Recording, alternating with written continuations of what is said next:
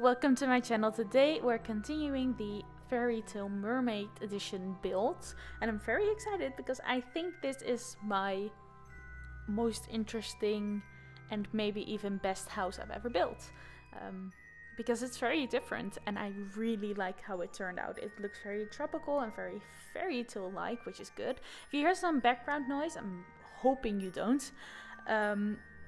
That's the dishwasher and I can't turn that off, so I'm sorry. But I don't think you can hear it. I did a test run of the recording and I couldn't hear it, but maybe you have like better earphones and you do hear it, and I'm very sorry. So there's lots of jump cuts in this video because I tried a lot. I was just messing around with different things. Like a couple of seconds ago you saw me putting in like the hedge that's actually a fence, and I removed that and I put in trees in the water to try out how that looks, and I thought it looked cool, and then I tried something else and then I removed those trees. So there's lots of trying things and lots of me cutting things out because I'm just going to remove it anyway, but it shouldn't be that noticeable anyway.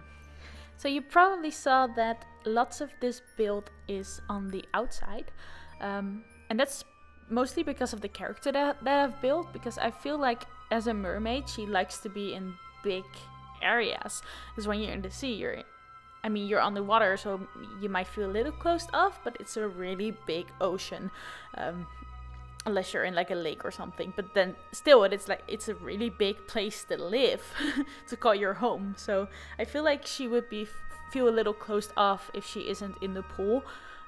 So lots of it will be outside and very close to the water. I put all of the chairs, the table thing I put there. I put it actually pretty far back, but then I changed it and put it more in the front because then it will be closer to the water, and I feel like she wants to be as close to the water as possible.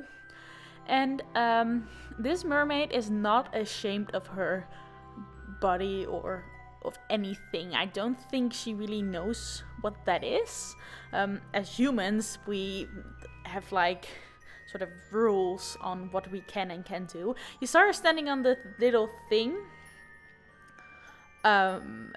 So I did try out if she could actually get there, but I needed to put in a little staircase, like the pool stair thing, and then she was actually able to stand on the thing and live there. So I was very pleased with that, because before it didn't work, and I was very scared that this place wouldn't even be livable and would only really look cute, and that's it. So I'm very, very happy that it actually works, but it is a little bit glitchy. Like sometimes she just suddenly appears to be on the other side of the pool and not in the little house area anymore, or she can't go somewhere, or at one point she was very hungry, so I made her eat something, and then she was opening a fridge that didn't exist somewhere completely different where nothing like a fridge was. So it's a bit glitchy and it doesn't always work, but if you can sort of put up with that, it's playable, it's completely playable, which I'm so happy about because I love this build.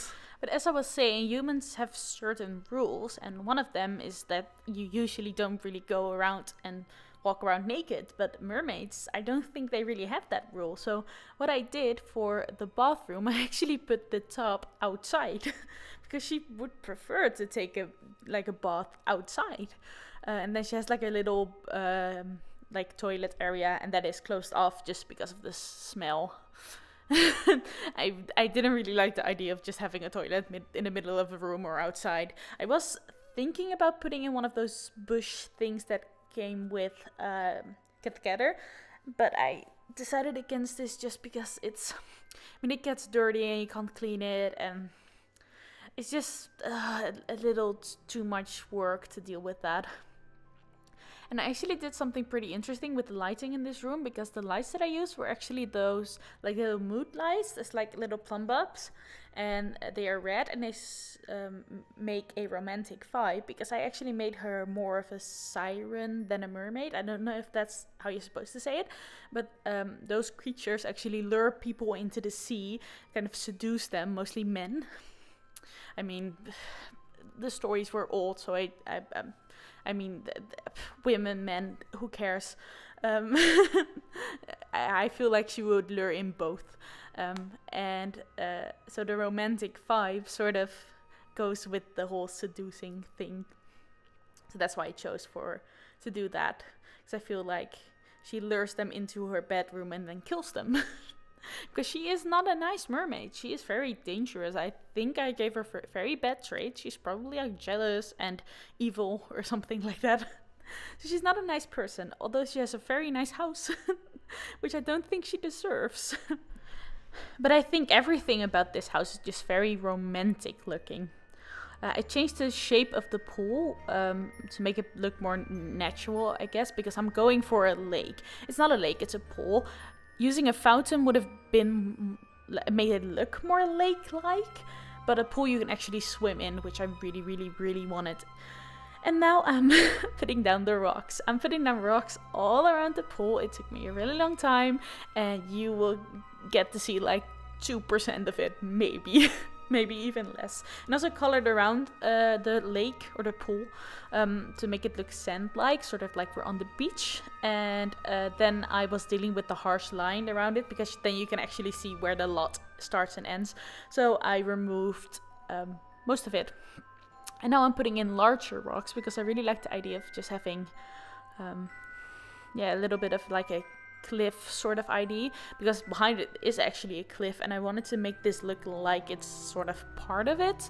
I mean, if I could build outside the lot and do whatever I wanted to, then I would have really liked to make like a little stream going down to the cliff and then a waterfall going down it, just to make it really look like this is the same water. This is like an extension of the ocean where she lives in.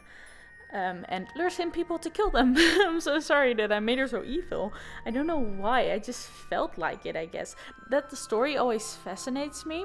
I don't know why it even fascinates me, but... Anyway, I thought the larger rocks would actually make it look very interesting. I also put down some trees on some of them.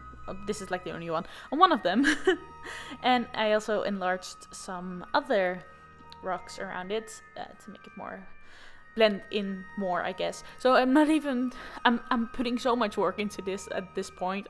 This is like an hour of just putting rocks around the place. And I also really can't pronounce that word, so I just failed like 100 times because I pronounced it so much. I have like a couple of words that I can pronounce, and they all start with an R. If you've seen my New York video, you know what I'm talking about. They're very similar, and this one I can't pronounce either. And it's really bad. I'm not English, by the way. You probably can hear that.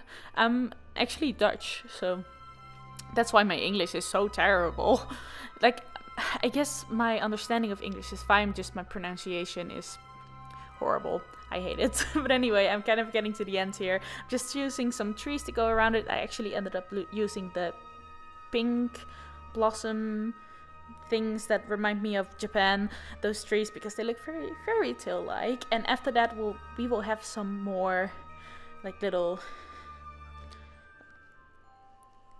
what's it called? I'm thinking of a Dutch word right now. Sfeerbeelden, for the people who are Dutch. They now know what I was saying, but like little images, like little videos of the build going around it and having some pretty music and things like that. So you will see that in a minute, and I think that is all I'm doing. So thank you guys so much for watching. I had a lot of fun building this, and I will see you very, very soon. Goodbye!